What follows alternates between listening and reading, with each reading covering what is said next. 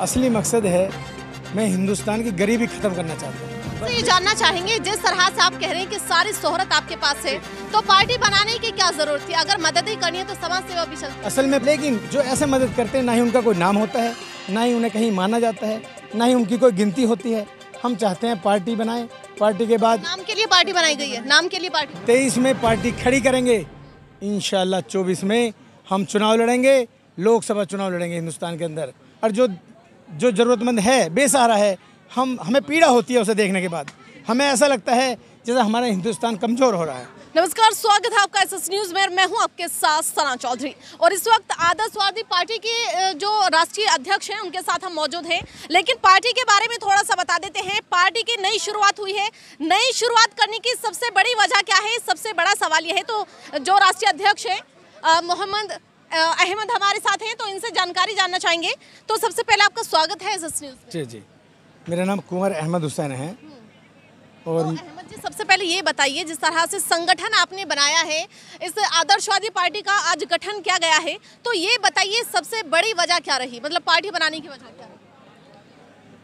मैं आदर्श पार्टियों में रहा 25-30 साल, एक ही पार्टी में रहा।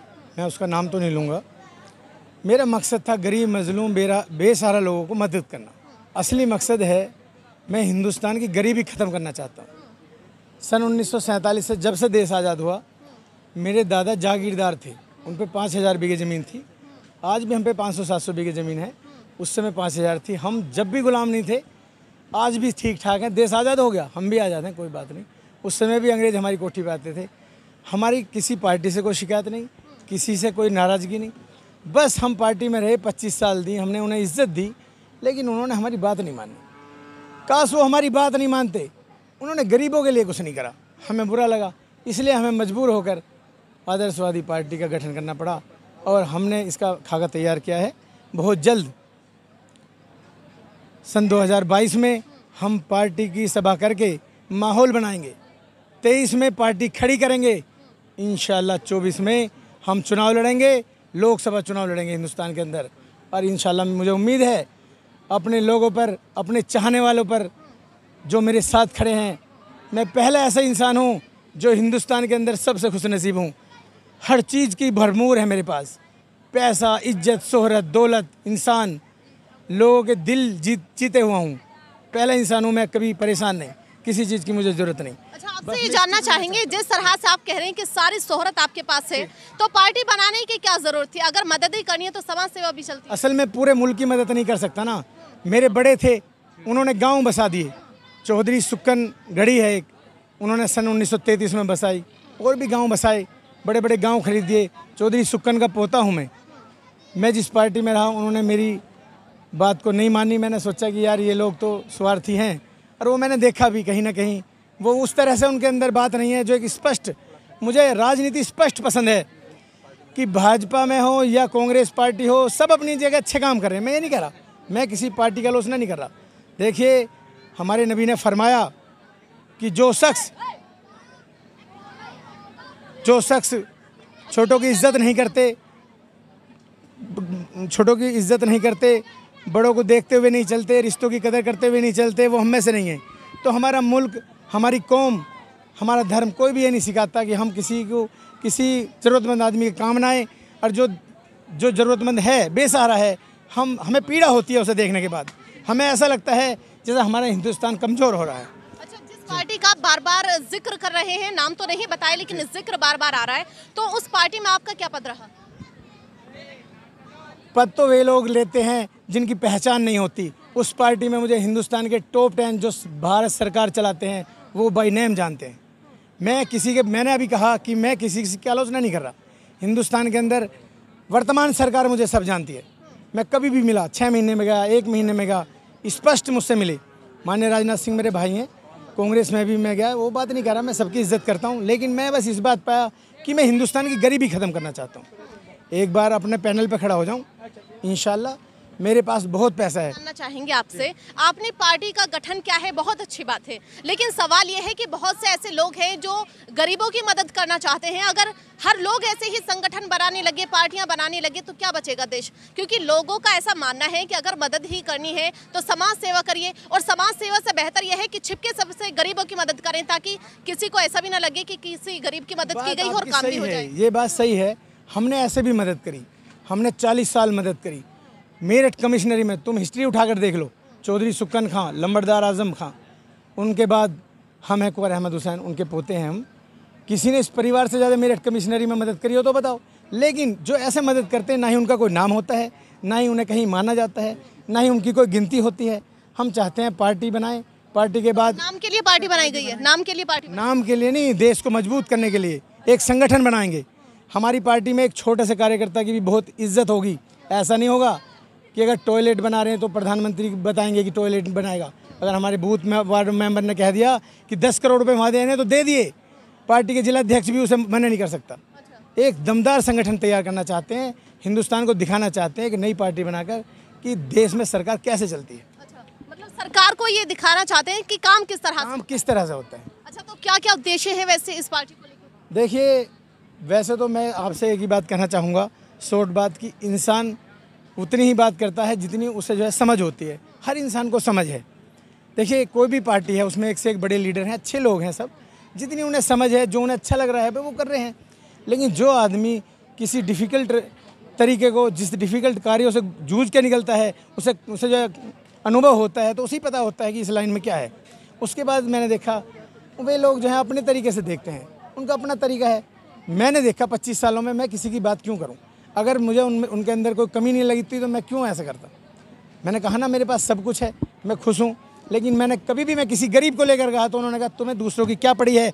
जो एक पार्टी के बड़े लीडर ऐसे कहते हैं कि तुम्हें दूसरों की क्या पड़ी है, तो कहाँ राजनीति, कहाँ समाज सेवा? मैं आपसे पूछना चाहता हूँ, मैं उस लीडर से पूछना चाहता हूँ कि जब आदमी ये धर्म लेता है, शपथ लेता है, वो ये कहता है कि मैं देश की सेवा करूँगा। अगर तुम सेवा, ये सब बेकार की बातें हैं, किताबी बातें हैं। ये शपथ ले लेते हैं कि मैं जो करूँगा संविधान के अनुसार करूँगा, उसके बिना काम नहीं करूँगा, लेकिन शपथ लेने के बाद ये मनमानी करते हैं, जो इनके दिमाग में आती है वो करते हैं। अच्छा, मैं इस बात के खिलाफ। क्या लगता है आपको, जितनी भी इस देश के अंदर पार्टियां बनी हुई है, सभी उस पार्टी के जैसे हैं जिसका आप जिक्र कर रहे हैं, या फिर थोड़ी अलग है? नहीं, सब पार्टी कुछ ना कुछ अलग हैं, उनके विचार अलग हैं, किसी में कम कमी है, किसी में ज़्यादा है। मेरी दृष्टि से उनके तरीके से तो वो सही है। सत्ता में बैठी सरकार कैसी है? सत्ता में बैठी सरकार अच्छी है, बहुत अच्छी है, मैं ये नहीं करा। मोदी जी ने बहुत अच्छे काम किए हैं, लेकिन मोदी जी नीचे के तबके को बिल्कुल नहीं देख रहे, अपनी पार्टी के कार्यकर्ताओं पर ध्यान नहीं है उनका। वे सोच रहे हैं मैंने पार्टी बना दी, जबकि ऐसा कुछ नहीं है। पार्टी में प्रधानमंत्री कोई हो, उसे संगठन बनाता है। अगर राजनाथ सिंह, मैं जहाँ तक मुझे नॉलेज है, भाजपा की बात है, अगर भाजपा में राजनाथ सिंह, मैं मानता हूँ जितनी मुझे अनुभव है कि अगर राजनाथ सिंह नहीं चाहते तो प्रधानमंत्री नहीं बनते।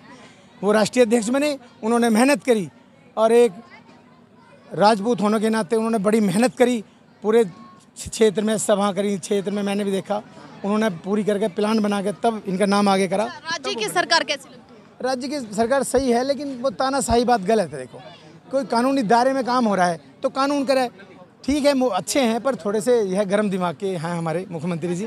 थोड़ा सा कह दो तो भड़क जाते हैं, एकदम भावुक हो जाते हैं। ये राजनीति होती है, यहाँ राजनीति की जवाब राजनीति में दिया जाता है, और बात की बात में दिया जाता है, किताब का किताब से दिया जाता है, लिखित बात जो है लिखित में दिया जाता है। अच्छा, ये कलछीना के अंदर जो प्रोग्राम आपका आज हुआ है, यहाँ पहुँचे हैं तमाम मेहमान भी हैं यहाँ, और गांव के जो निवासी हैं वो भी तमाम आपको देखने के लिए आए हैं। तो यहाँ आने का क्या उद्देश्य था? ये तो मेरा गाँव है, मेरी पार्टी है, मैंने पहले, जब मेरा गांव है तो यहीं से तो स्टार्ट करूंगा। अच्छा, शुरुआत यहाँ से? शुरुआत अपने गांव से तो करूंगा। तो ये बहुत प्यारे हैं भाई, मानते हैं, इज्जत करते हैं, मेरे भाई हैं, मेरे पे जान छिड़कते हैं, तो मैं यहीं से शुरुआत करता। तो आज का प्यार कैसे मिला लोगों? मुझे बहुत अच्छा रहा, मैं बहुत खुश हूँ। जो मैं चाह रहा था 80% मिलेगा, मुझे 100% मिला। जो मैं चाह रहा था उससे कहीं बढ़कर मिला, जिसकी मुझे ज़रूरत थी। मैं बहुत खुश हूँ और मुझे अच्छा महसूस किया मैंने। लोग देते हैं जिनके वजूद नहीं होते, हम तो वही कहते हैं जो कर सकते हैं। ये समझिए, राइफल की गोली और कुंवर साहब की बोली, इस पे शक नहीं करना चाहिए। अच्छा, हाँ, इस पे संदेह करने का मतलब है नुकसान होना। चलिए, आपसे जानना चाहेंगे। इस बात का जवाब पहले भी दे चुका हूँ। अभी मैंने अपने भाषण में ये बात कही कि हम लोग कोई नेता नहीं हैं, हम लोग आम जनता हैं, हम लोग आम जनता की परेशानियाँ जानते हैं। उसी तरीके से हम नेताओं की तरह वादे नहीं करेंगे। जैसे आम जनता को जो परेशानी हुई है, हमने वो झेली है, हम चाहेंगे उनको परेशानियों का सामना ना करना पड़े, उनको वो ना झेलना पड़े। हम उनके लिए वो सहूलियत मुहैया कराएंगे जिससे वो लोग उस चीज़ों को कभी फेस ना करें। तो क्या लगता है कब तक आप इसमें सफल हो पाएंगे? देखिए मैडम, देखिए पार्टियां बहुत सारी हैं, बीजेपी सरकार तो इस चीज का वादा करके बैठी हुई है, मतलब ये इरादा पूरा बना के बैठी है कि सत्ता में आ चुके हैं, हटने वाले नहीं हैं। जी मैडम, बिल्कुल सही बात है। उन्होंने ये कहा था, वो सत्ता में भी आ गए, शायद इसलिए अपने वादों को भूलते जा रहे हैं। हम लोग कोशिश करेंगे इस साल के अंदर अंदर हम अपनी पार्टी बना दें, ठीक है। 2024 में हम लोग कोशिश करेंगे कि हमें जनता का ज़्यादा से ज़्यादा समर्थन मिले। कोशिश करेंगे, देखते हैं जनता कितना समर्थन मिलता है। कहना चाहता हूँ इस सवाल पे जो आपने भी पूछा था, आपने कहा था कि आप जो है इसमें क्या प्रयास करेंगे, तो मैंने कहा था 2022 में हम माहौल बनाएंगे अपनी पार्टी का हिंदुस्तान के अंदर। जहाँ भी लोकसभा चुनाव होगा, जिस स्टेट में भी, हम ये नहीं करें, जिस स्टेट में भी होगा हम वहीं होंगे। माहौल बनाएंगे 22 में, और 23 में पार्टी खड़ी कर देंगे। 24 में चुनाव लड़ेंगे। और चुनाव ऐसा वैसा नहीं लड़ेंगे, इंशाल्लाह प्रधानमंत्री होंगे। ये पहली बार ऐसा होगा कि जो सन 47 साल तक किसी ने किया नहीं होगा, क्योंकि यह निस्वार्थ है। हमारे खुदा ने कहा है कि नेक काम करो और दरिया में गिर दो। किसी स्वार्थ से नहीं कर रहे हम नेक काम। हम जो काम करेंगे अपने देश के लिए करेंगे। हम उनके लिए करेंगे जो हमारे फौजी भाई शहीद हो जाते हैं, ज़रा सी बातों पे वो शहीद हो जाते हैं, और यहाँ षड्यंत्र का करके जो है लोग अपनी जो है कुर्सियों पे जो है सत्ता सेकने के चक्कर में जो है इधर उधर की बातें करते हैं। हम चाहते हैं कि जैसे हमारे भाई वहाँ दिल से अपनी तन मन धन, हमारे फौजी भाई BSF के जवान, भारत की सेना अपनी जान पे खेल कर गोलियों में खेल लेती है, इस तरह से हम भारतीय नागरिक में उत्साह देखना चाहते हैं, वो प्यार देखना चाहते हैं। बस उसी कैरेक्टर को हम हिंदुस्तान में देखना चाहते हैं। आपसे ये जानना चाहेंगे, ये आदर्शवादी जो पार्टी है इसके बारे में क्या कहेंगे? मेरा नाम कुंवर फिदा हुसैन है, और आज आदर्शवादी पार्टी का पहला प्रोग्राम ग्राम कलसीना में हुआ है, और जिसके राष्ट्रीय अध्यक्ष कुंवर अहमद हुसैन मेरे बड़े भाई हैं। और हमारा उद्देश्य है कि गरीब मजलूम बेसहारा लोगों की मदद की जाएगी, और किसी प्रकार की हमारी पार्टी से कोई भी सदस्य शिकायत नहीं करेगा। इंशाल्लाह हमारे काम बहुत अच्छे होंगे, और हमारा टारगेट रहेगा कि हम हर दिन एक सभा का आयोजन करेंगे, हर ज़िले में, हर गांव में, हर शहर में जाकर के अपनी पार्टी को बढ़ाने का काम करेंगे। और मुझे लगता है जो आज कलसीना वासियों ने हमारी पार्टी को और हमारे कुंवर अहमद हुसैन राष्ट्रीय अध्यक्ष साहब को जो प्यार दिया है, मैं उनका दिल की गहराइयों से अभिनंदन करता हूं और बहुत बहुत सम्मान करता हूं। और जो है इंशाल्लाह हमारी पार्टी आगे बढ़ेगी और आने वाले समय में इंशाल्लाह बड़े पैमाने पर जाएगी। अच्छा देखिए, इस वक्त कलछेनी के अंदर पहुंचे हैं जहां एक प्रोग्राम आयोजित किया गया था। जैसे कि आदर्शवादी पार्टी के जो राष्ट्रीय अध्यक्ष हैं उनसे मुलाकात की है, तमाम लोगों से बातें की हैं। क्या उद्देश्य लेकर इस पार्टी को बनाया गया है, बनाने की सबसे बड़ी वजह क्या रही है? क्योंकि पार्टियां और भी हैं, काम भी कर रही हैं, वादे इरादे भी करती हैं, लेकिन इस पार्टी को बनाने की क्या वजह रही है? किस उद्देश्य को लेकर इस कलछेनी गांव में पहुंचे हैं, क्यों प्रोग्राम रखा है, तमाम चीजें आप तक पहुंचाई हैं। और ऐसे ही तमाम खबरें देखने के लिए SS न्यूज़ चैनल को देखते रहें। मैं सना चौधरी, कैमरामैन रेहान के साथ।